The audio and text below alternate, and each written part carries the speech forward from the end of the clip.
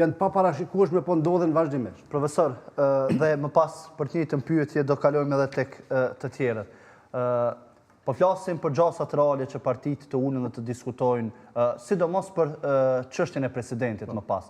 Lidhja Demokratike e Kosovës në këtë zgjedhje ka kandiduar përveç me një kandidat për kryeministër edhe kandidat për president. Në anën tjetër, menjëherë pas bërjes publike të rezultateve preliminare, Lumera Abdigjiku tha se ne në gjitha bisedimet kemi një emër për presidentin dhe ajo është Vjosa Osmani. Në anën tjetër, Vjosa Osmani pati një deklarat ku tha se lëvizja vetëvendosje nuk ka pse të mos më propozoj ose të mos më të refuzoj emrin tim dhe kemi deputet të lëvizjes vetëvendosje të cilët tashmë me emër mbi emër publikisht kanë dalur kundër duke thënë se nuk do ta keni votën tonë. Është zonja Matoshi, është zonja Kryeziu dhe të tjerë deputet cilët kohëve të fundit pashë se kishin publikuar. Sa janë gjasat reale të bëhet një koalicion me LDK-n apo përjashtohet nga këto bisedime, meqense lëvizja vetëvendosje gjithmonë kishte tentuar që koalicionet të bënte vetëm me Lidhjen Demokratike të Kosovës.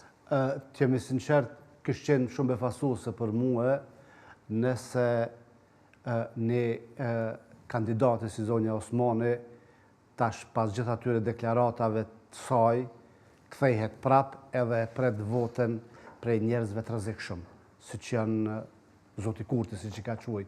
Por se zonja Osmani tash në ndërkohë nuk më befason më fare, por që e bën ajo edhe këtë kërkesë, kur s'ma kish marrë mendja. E pati? Po, e pash edhe ushtonga, absolutisht. Dhe ishin ndër fjalët e para që tha... Natën e zgjedhjeve, kjo është e pa...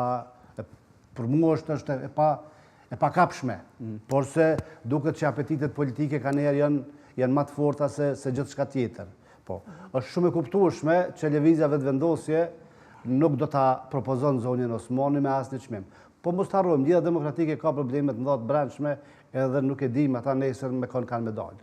Sepse ka çarje të mëdha atje, ka thyrje të mëdha, ka probleme të mëdha mes tyre. Pyet profesor edhe Lumera Abdigjiku nga gazetarët në terren nëse do ta tradhtonte Vjosa Osmanin dhe të mos e propozonte për... Më duket që dikush tjetër do me i tradhtu këta të dytë. Kështu që për ata ka verzione të ndryshme, po sido që jetë ajo është çështje e tyre. Tash aritmetikisht ata munden me bë. Sa i ka, duket që ata do t'i kenë dikon 20 deputet. 18 deputet do t'i kenë ata. 19-18. Nuk do të kemë më shumë, po edhe po flasëm si pas rezultatit tash që kemi, po a munen me imbrit, ka 60 edhe ta 70, prapë është ato, do t'jetë pak problem. Shtë të faktin se një numëri i konsiderueshëm i deputetëve të vetëvendosjes kanë deklaruar se nuk e votojnë Osmanin? Po kjo është tepër, unë masanena, unë nuk mendoj që ekziston një kandidat në LDK, i cili sot i merr votat e gjithë deputetëve të LDK-s. Ndohet këtë studio, këmë thonë veç Ibrahim Rugova. Tjetër se egziston ato. Me qënë se patën një propozim, me qënë se garuan në këto garë me një kandidat për president, për këtë dhe e kemi po edhe gara që shka qenë, kemi po edhe fushatin e tyre, e kemi po kush kanë shkue me këta kretë po ka posër reagime në momentin kër janë bërë listat publike, me gjithë të poti dikush një reagim, sepse nuk e dëgjojnë. Por ata edhe po flasë, gjasa që janë të vogla, por se aritmetikisht nëse mundën më mbledh, okej, po dhe do t'jetë shumë ngusht. Po, kush pati Burjani apo Softolli për të thënë diçka? Tash nuk do t'jem shumë në gjendje për shkak se kam intervista tjera, nuk do të mundem me qëndru ma shumë. Prandaj faleminderit shumë për festin që keni bërë dëgjova sa u mundova. U mundova me dëgju po pava që smujta me thonë ata çka u pret me Burjani. Faleminderit shumë, po shpresoj që do të dëgjojmë të hera tjera se unë të pritëm në ABC News Shqipnin dhe të tjerë. Faleminderit shumë për këta minuta që shndruat me ne. Argjend, po. Faleminderit edhe juve. Argjend? Po. Mendoj që edhe në Lidhjen Demokratike të Kosovës do t'jetë vështirë që të zgjedhet presidenti. Këtë rast shumë nga Lidhja Demokratike apo kushdo që bie në dakordon që këto subjekte politike për shkak të numrave.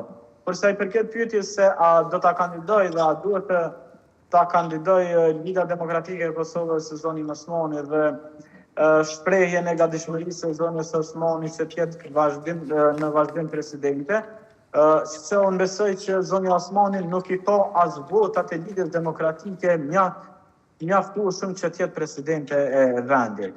Ajo ka përqa jashtëzakonisht shumë Lidhjen Demokratike të Kosovës edhe gardën e vjetër të Lidhjes Demokratike të Kosovës e ka sjellë në asnjë pozitë në të cilën ata nuk kanë mundur as ta dhënë kontributin në zgjedhjet qendrore pra të 7 qershorit. Prandaj edhe Lidhja Demokratike e ka edhe këtë rezultat. Zoni Osmani nuk i ka ndihmuar fare Lidhjes Demokratike që të arrisë numrin e votave. Përkundrazi unë besoj që më shumë e ka dëmtuar, për shkak se që po të angazhohen në gjitha strukturat e Lidhjes Demokratike, ndoshta LDP do ta kishte edhe një rezultat më të mirë pas rënies së lëvizjes vetëvendosje në këta numra. Madje edhe brenda lëvizjes vetëvendosje janë deklaruar disa deputet që nuk kanë vot për zonin Osmani. Dhe unë mendoj që zoni Osmani në këtë drejtim është mirë që dorëzohet. Vetë mos vazhdoj edhe me tutje që të ketë kërkesë që të jetë ajo presidente, sepse fakti që zoni Osmani e ka përqa jashtëzakonisht shumë skenin politike me sjelljen e saj edhe para këtyre zgjedhjeve edhe më herët, ndaj konsideroj se ajo nuk është madje as një presidente e cila do ta unifikante spektrin politik. Mos harrojmë, zoni Osmani pra s'ka mundur që ta unifikojë Lidhjen Demokratike të Kosovës, e ka përqa atë parti, është kthyer te Kurti, më tutje është kthyer prapë, e ka vazhduar që ta kthejë Lidhjen Demokratike. Ne konsiderojmë që zoni Osmani nuk është as personalitet i duhur që të jetë as kandidate e lërë në presidente e vendit në asnjë rrethon. Po, profesor, pati diçka. Po, mendoj që nëse do të krijohet